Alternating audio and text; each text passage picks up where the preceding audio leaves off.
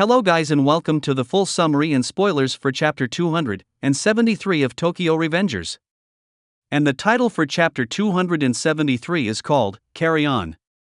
And so you guys, in the spoilers there were 9 different manga panels that got released today, and there were 7 different pieces of dialogue. After arriving in the future, Shinichiro immediately sees Mikey, and Mikey just arrived at Shinichiro's bike shop, and he is riding his motorcycle. And Mikey asked Shinichiro if he could fix his bike. And we learned that Mikey purposely broke his motorcycle, and Mikey asked Shinichiro if he could please fix it for him. And this chapter takes place during the same time that Baji protected Mikey's motorcycle from a whole entire gang of delinquents.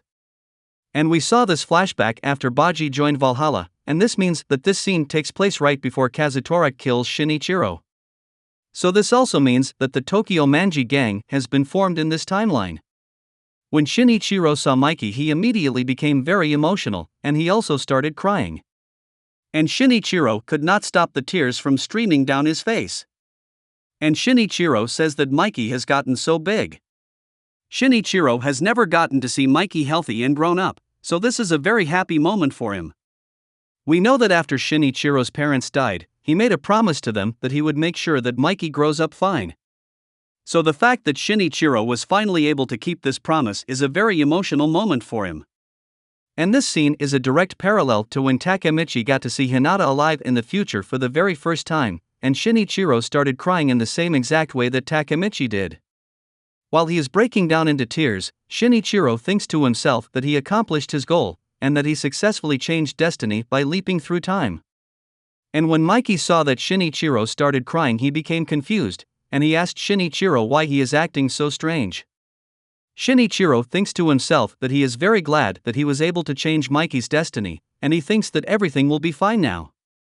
After dropping off his bike with Shinichiro, Mikey leaves, and after Mikey leaves, we see that Sanzu arrives at Shinichiro's bike shop.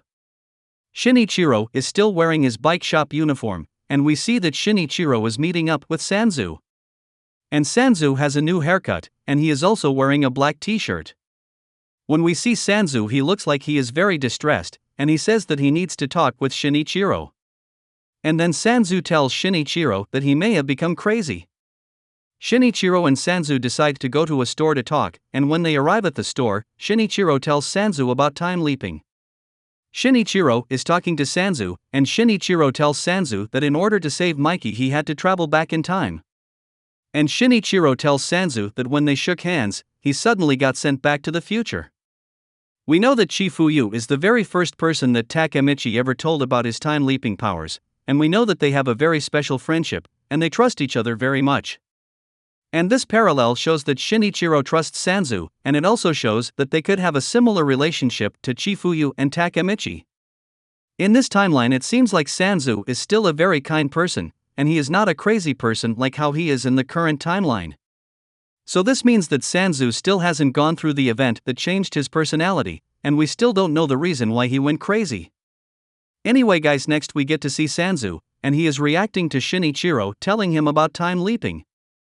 Sanzu was confused by Shinichiro's words, and Sanzu asks Shinichiro what he is talking about.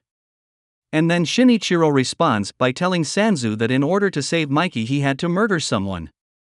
In this chapter, Shinichiro decided to tell Sanzu about all the things he went through in the original timeline, and he even told him about the homeless man that he killed. The old man was the very first time leaper in the story, and Shinichiro killed him in order to save Mikey. But before his death, the homeless man gave Shinichiro a curse, and this curse is probably the dark impulses that got passed on to Mikey in chapter 272.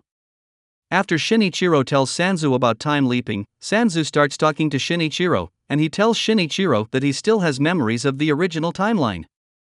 And Sanzu tells Shinichiro that he still has 2 different memories.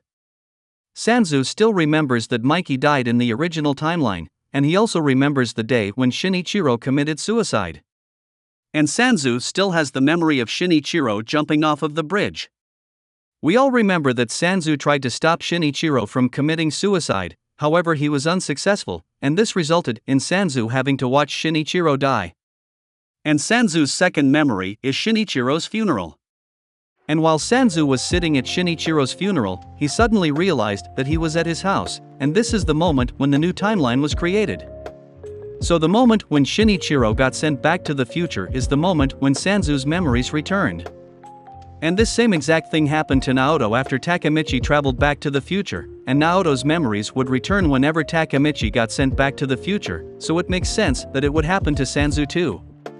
Anyway guys, in this chapter we also get to see Takemichi, and in this timeline he is still a child. Takemichi is wearing the same exact outfit that he wore when he saved Hinata. And in this outfit he wears a cape, and this is because he wants to be a hero. In this moment Takemichi saw that Hinata was getting bullied, so he decided to save Hinata from the bullies. And when he fights against the bullies, Takemichi says that the warrior of justice has arrived. It looks like this scene is taking place from someone else's perspective, because it seems like someone is watching Takemichi from behind. And in chapter 89 we saw the view of Takemichi from the front, so this is why it has to be a different perspective. Anyway guys, in the last panel that we got in the spoilers we get to see the current timeline, and we get to see Takemichi. Takemichi had finally returned to the story, and we see a close-up panel of his face. And Takemichi just got kicked by 10 of Mikey's signature kicks in a row, so that is why his face looks so bloody. And Takemichi is very beaten up. Even though the story is ending very soon, there are still many things we don't know. We still don't know Takemichi's backstory, and all we have seen so far is that he was very close friends with Kikucho. Takemichi and Kikucho would fight against strong opponents, and they would try to get stronger together. We also know that Takemichi always wanted to be a hero, and he even wore a cape, which shows how serious he is about being a hero. And he also saved Hinata from the bullies when they first met, and this shows that he is trying his very best to act like a hero. But we still don't know the reason why Takemichi wants to become a hero, and we still do not know what influenced him as a child, because it seems like he took inspiration from another hero. And we also know that Takemichi thinks of delinquents as heroes, and he also was very determined to become the #1 delinquent in Japan. So I wonder what happened that made Takemichi think of delinquents as heroes, and I wonder what influenced his decision to try to become the strongest delinquent in Japan. There are still many mysteries regarding his backstory, and we have never even seen his father. During Mikey's backstory, we saw that Mikey's father was holding a hero toy action figure, and as you guys can see, this toy action figure is in the exact same pose as Takemichi was when he was trying to be a hero. So maybe Takemichi played with a similar toy that inspired him to become a hero, but we still do not know why he thinks of delinquents as heroes.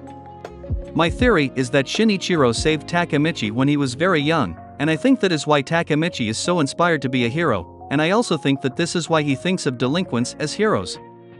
I think that this event probably took place while Shinichiro was time leaping back to the future, so Shinichiro probably has no memories of this. Because when someone time leaps back to the future, they will have no memories of the years that they skipped. We also just got an announcement that Tokyo Revengers will be ending very soon, and it will only have 6 more chapters.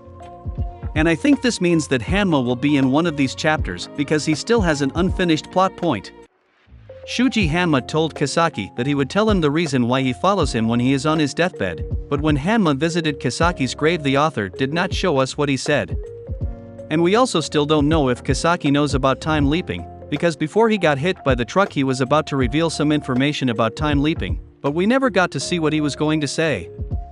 Anyway guys, that's all we got for the spoilers of chapter 273 of Tokyo Revengers. Also let me know what you guys think of the spoilers in the comments below. And like, comment, and subscribe if you want to see more videos like this one, and thank you for watching.